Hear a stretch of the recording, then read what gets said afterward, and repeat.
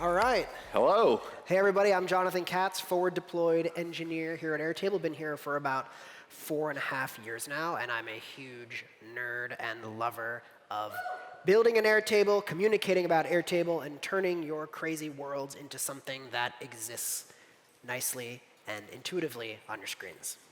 Yes, hello. Jonathan, this doesn't even look like you, by the way. No, It's like night and day. That's an old, that's a different guy. I don't know. Hi, everyone. I'm Justin Cross. I'm the SVP and head of studio for People Inc. I guess before we get into sort of what we're going to cover today, thank you, Airtable, for having me here and letting me tell my story of how me and my team use Airtable and our journey, and then obviously proactive thanks to Jonathan for building under pressure here. It's the best way. Yeah, all right. Well, as I said, I'm the SVP head of studio for People Inc. We are a very big company. We're the largest publisher in America.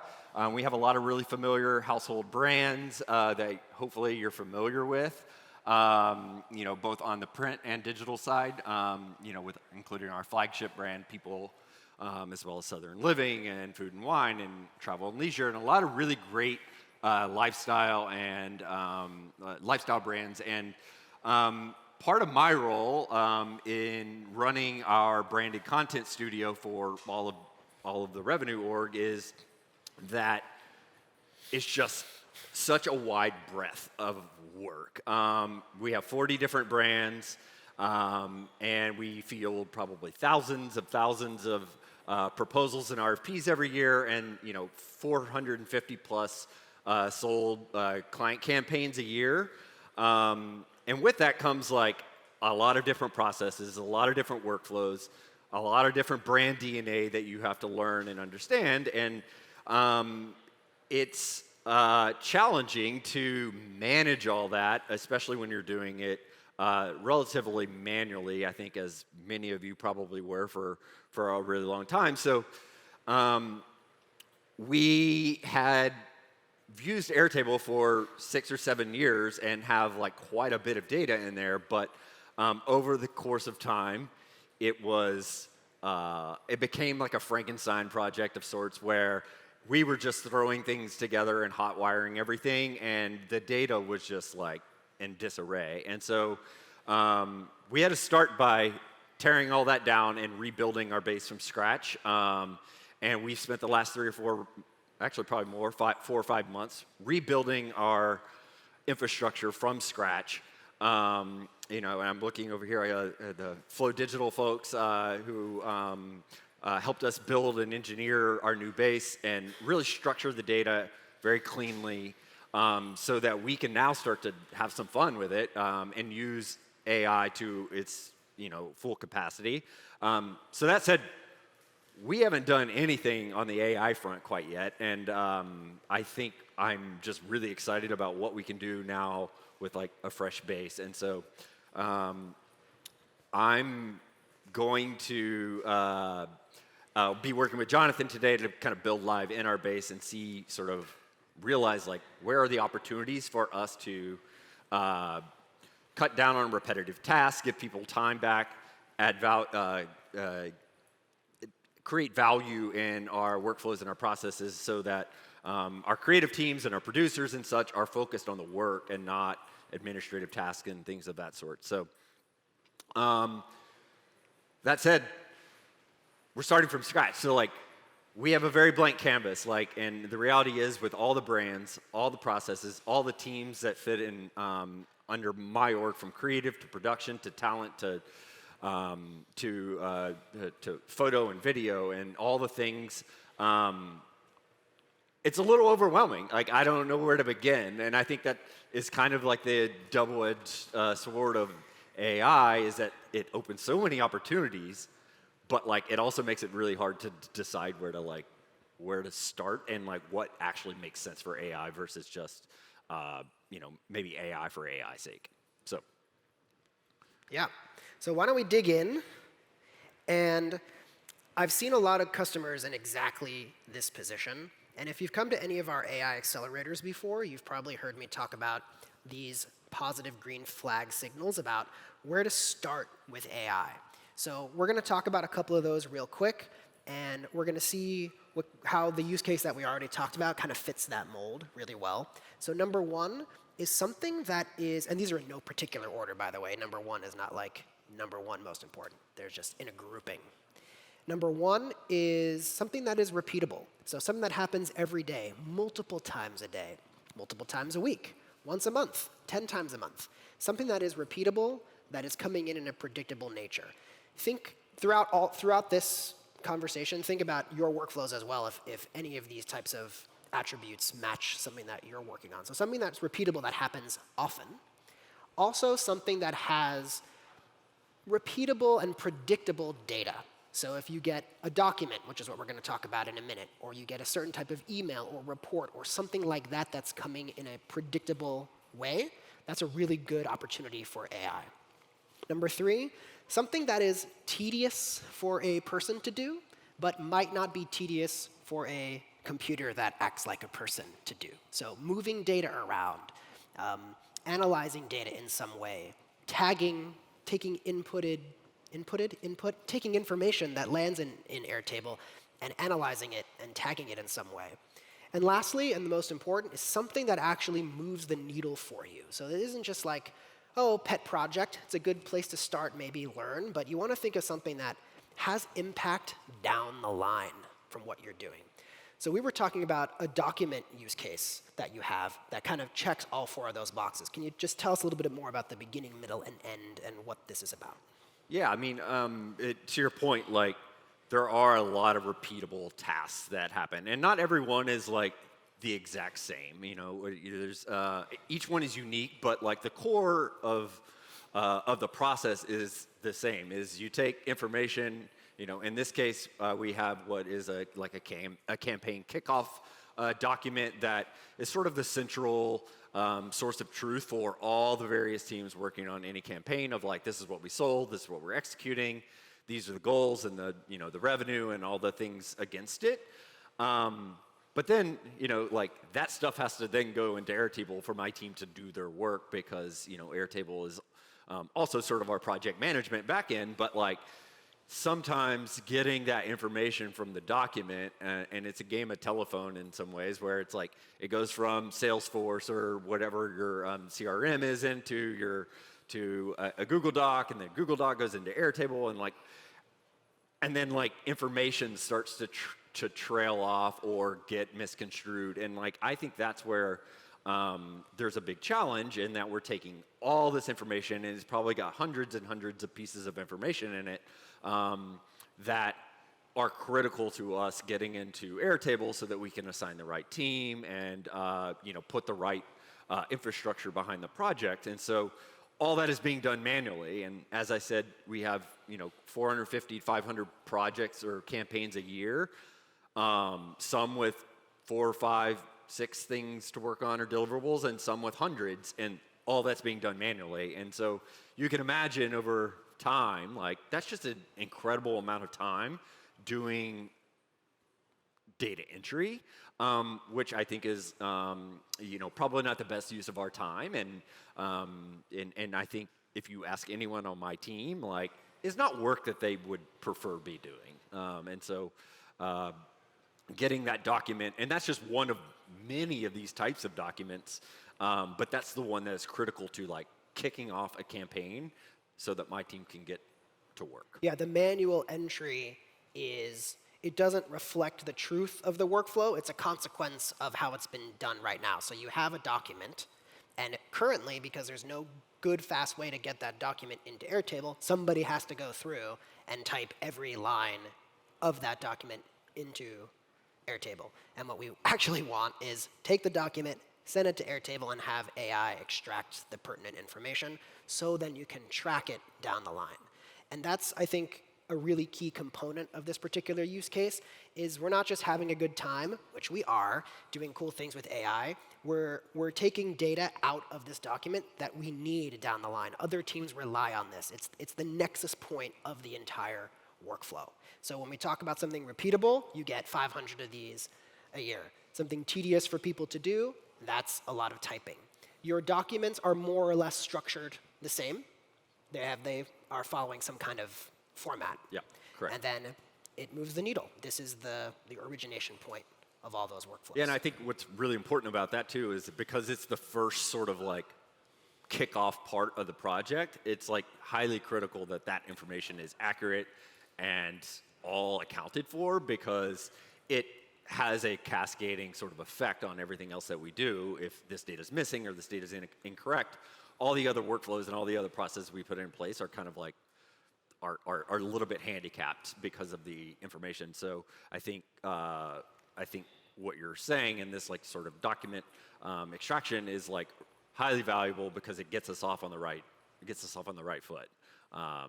So yeah, I think so. That's great. Why don't we dig in a little bit? Actually, we just dug in. Let's build a little bit. We have a slide for it. Let's build. But then I'm gonna go over here to the magic laptop. This is like a magician's act where there's like the thing on stage that they haven't gone to yet. It's like, oh, he's going to that thing. We're coming over here to do the build. I got one laugh on that joke. Thank you. You're my new favorite person. All right, so this is a demo base that Justin put together for us for today. It's a little bit stripped down, or maybe a lot of bit stripped down. It's very stripped down. Yeah, like I said, we have like all this work and all these things, but like this is just like a fragment of it for the sake of this conversation. Yeah, but typically these fields like campaign name and all these dates and there's a lot of information here that is coming from this document, which, if I recall correctly, is being put in. Which of these views was the main one? If we're gonna talk about kicking off a project, it would be here in this new post-sale campaign form. And so this is the one that they're reading a document on one half of their brain and they're putting the information here. Do I have that right? Yes, exactly. They're juggling tabs or whatever mechanism that they need to get information from point A into here. Yeah, and they might type something wrong or decide to skip a field, and then you have to follow up with them and all that stuff. They don't. It's not might. They do. They do. Yes, okay. It happens. Yes, it happens a lot. Great. So data integrity is like really important. Like there's so much. My team is probably sick of me hearing it. Is like, why is this wrong or whatever? Like it's because believe it or not, like the AI is going to be better at matching something versus like user error. User error caused a lot of our headaches and a lot of our problems. So I think this is a really good opportunity to kind of clean that up and streamline Cool. it. So the goal here is to replace this entire form activity with put your document in. So let's go back to the data layer real quick. So right now, like within Airtable, there's always a million ways to do the same kind of thing. So if you're watching this and you're thinking, I would do that differently, that's fine. Do it differently. We have a short amount of time here. I'm trying to go through this quickly. So for the sake of today, this field campaign name is the one that is being manually entered by the individual. This field is going to be replaced by an AI field agent that is going to extract that campaign name out of the document. Same with some of these other fields. Down the line, we're going to do a few samples. So first, I'm just going to build a new field, call it an attachment field, and I'm just going to call this document. That way there's no ambiguity about what goes in here. This is where the document will be added, so why don't we just very quickly build a super simple form that's going to be, I believe we're in post-sale campaigns here. New post-sale document.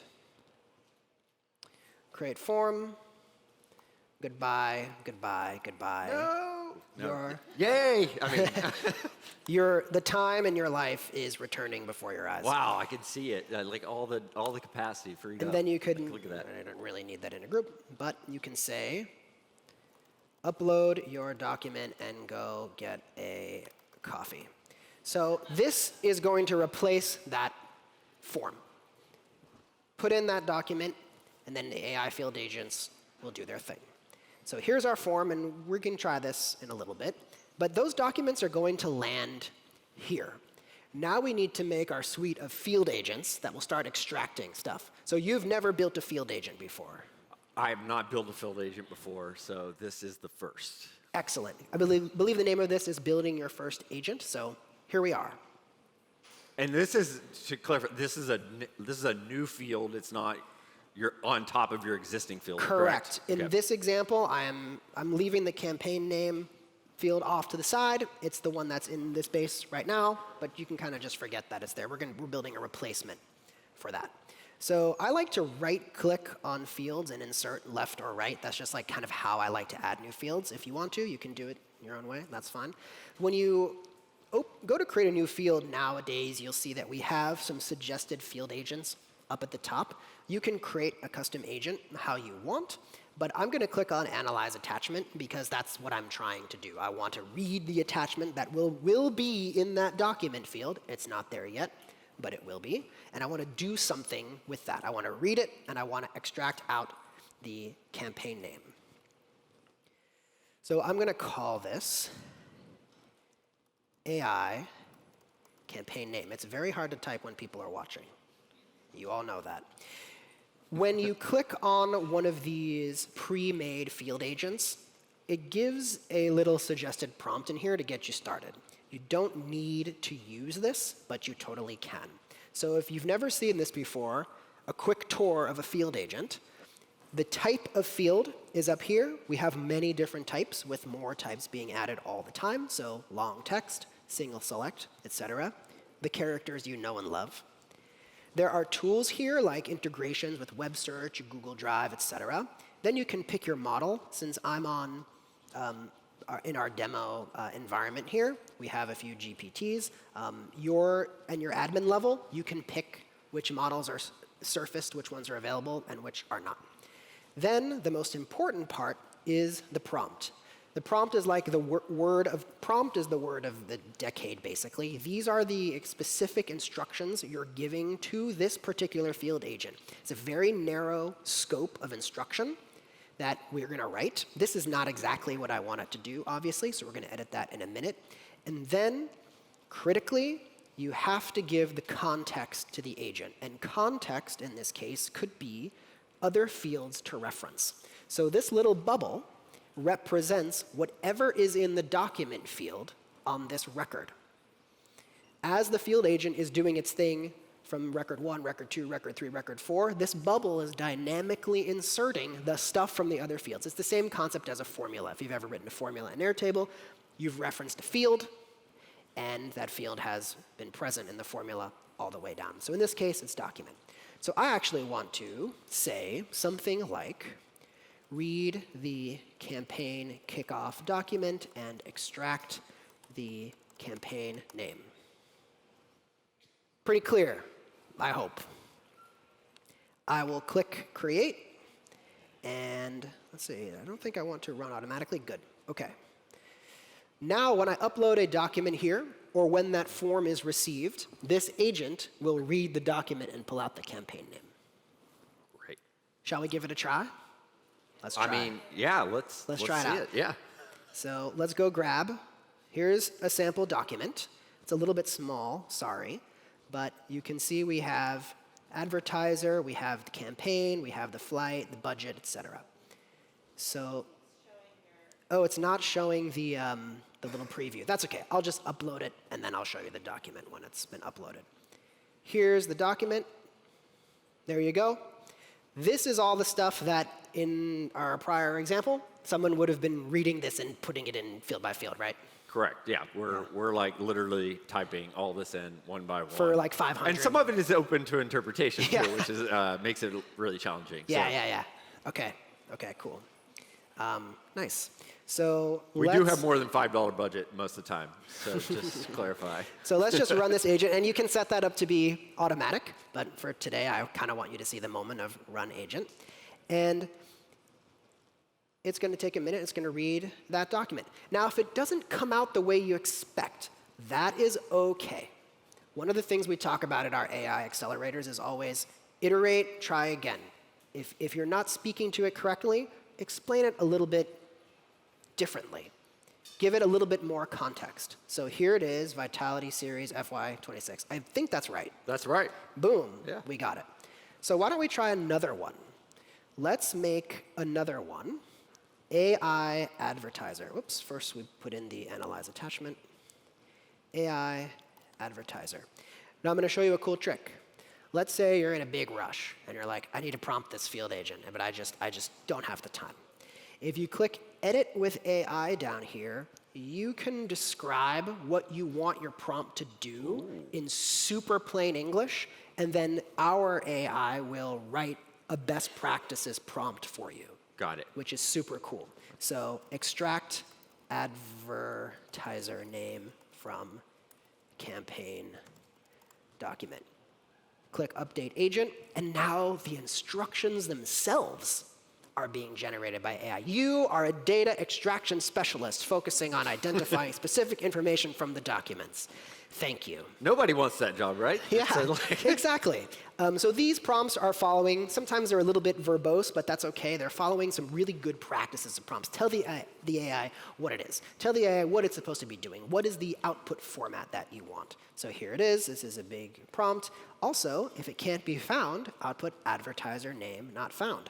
That was actually good. I didn't put that in my other one, what to do yeah, I was when going to there's ask an about error. that because that happens quite frequently as we bring on new business for the first time and no record has ever been created for that advertiser. And Right. so what happens? But also, I guess, similarly, like we did a text extraction before, but like I have a database of advertisers already that we've worked with, but like, can you link? Can you make a link record? Yeah. I have 2 answers for that. Number 1 is you can have, actually I have like 5 answers. You can use this to extract the name, trigger an automation that will do a link for you. Okay. Or you can make this field agent a deep match field, which is a linked record field that you prompt. So the linked record field sits there doing nothing, sees the document. You've prompted the linked record field just like this, which says, get the advertiser and link that, and then that will go and link that record for you. I'm not going to show you today, just in the interest of time. We already only have 7 minutes left, which is why I'm talking like I'm an auctioneer. But it's something that you should check out. OK, so context and data, here's the attachment. And the other thing that I'll say here is as you're building your field agents, there's an assumption that you want to put these bubbles in like Mad Libs, like something like, look at the document, like this, as if you're like writing a formula. That is not the best way to go about this, because that bubble is actually the entire document in there. So even though the human brain is thinking, look at the document, what the AI is reading is, look at the campaign name, Okay. It's your whole so thing. it's actually reading the document. It's right there. So don't do that. And rather, just put a little section of the references at the bottom of the field agent. You can put a lot of things down there. And here we go. So this generated all of that for us. And we'll run the agent. The last one, boom, IKEA. The last one I'm going to show you is really cool. We're going to get this stuff out, because these are your deliverables. Yeah, this is what my team has to create. And what I would really like to do, again, I don't have time today, maybe we can jam on this at the happy hour. If you find me, I'm going to be hiding though, is how to take this text and then actually feed that into an automation that will then create these records as written. For right now, we're just going to extract this section, because that's kind of part 1. But part 2 would actually be taking these rows and then using an automation to say, well, I see that I need 2, 3, 4, 5, 6, 7, 8, 9, 10, 11, 12, 13, 14 things. Record, Right. name.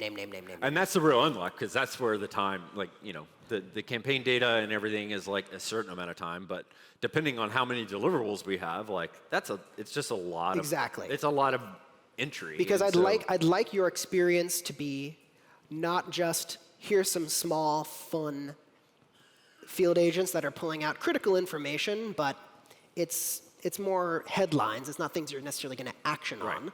I'd like your experience to be, I upload the document into that form, and it blossoms into all the deliverables that I need to make. But first, let's show you how, even with prompting, we can get into, like this is not that hard for the AI, right? It's just like advertiser, IKEA. How does it handle something a little bit more amorphous, as amorphous as a bulleted list can be? So let's make another field agent, AI deliverables. And I'm going to prompt this one myself.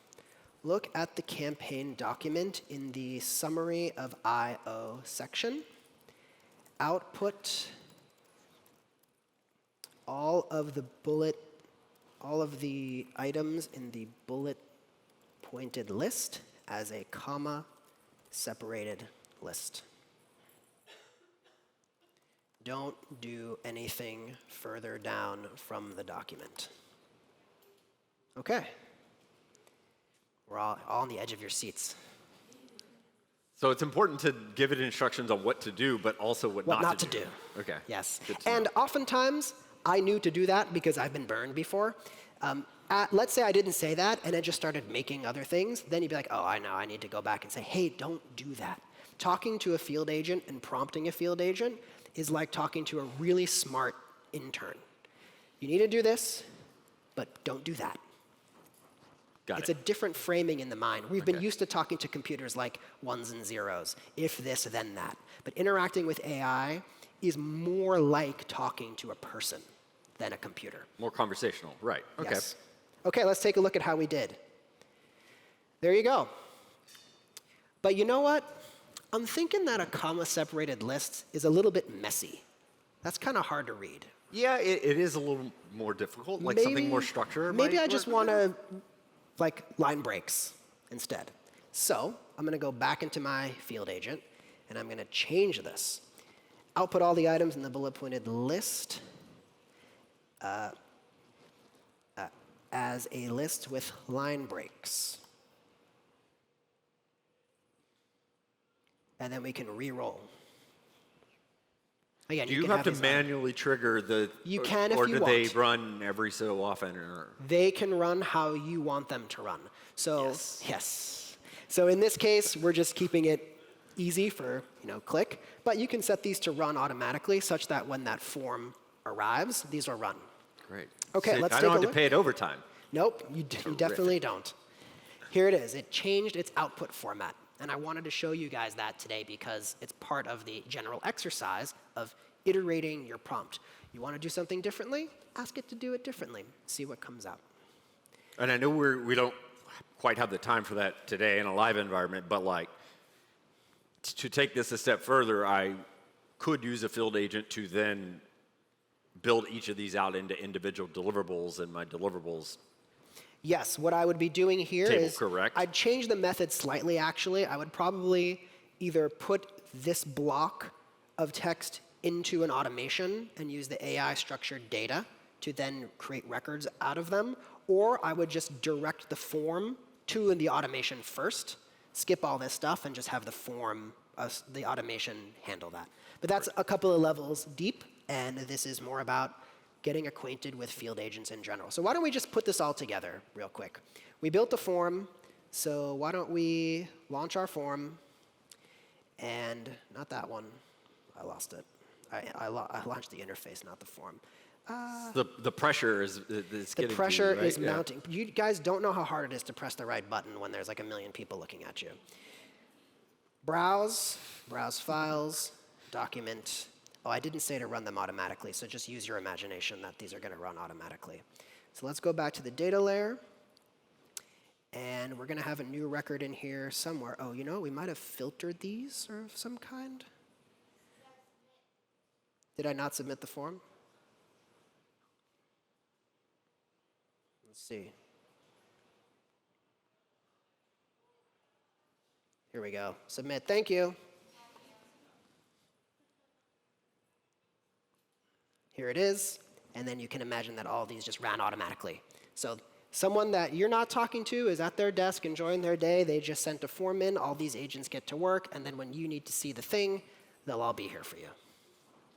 That's what I'm talking about. I Yeah. mean, that's going to save us so much time, not just in a singular instance, but like over the course of time. Like that's going to give us a ton of time It back. will save you time. You'll trust your data more, and it'll be creating the records that you actually need to work off for those deliverables. Aha, look at this one. This time, the AI said the campaign name is Vitality Series. That's not exactly what you want. So we'd want to change the prompt to say, only output the name of the campaign with no extra text. Got it. Yeah, so it's similar to like any other sort of AI chat experience where you kind of have to like work with it to get Work the with it a output that little. you need. Yeah. You do the same here with the field agent, huh? Cool. So that is a very quick Field Agent 101. I hope that was interesting for all of you and something that we can start applying with your work. Yeah, I mean, this is super exciting. I know this is like relatively like fundamental, I think, in terms of like but like I said, we don't do any of this. So like this is a big win for my group to be able to take this back, build on top of it, and continue to figure out how we can use these agents in our new base. So I appreciate it, and I hope all of you can find a way to like apply this to your own teams, even if you don't do the sort of same type of work that I do. But like, I appreciate that, Jonathan. Very, very cool. Awesome. You built all that in like faster than it would have taken us to like build out all the form. That's what I'm here for. Yep. All right, everybody. Thank you so much. Thank you.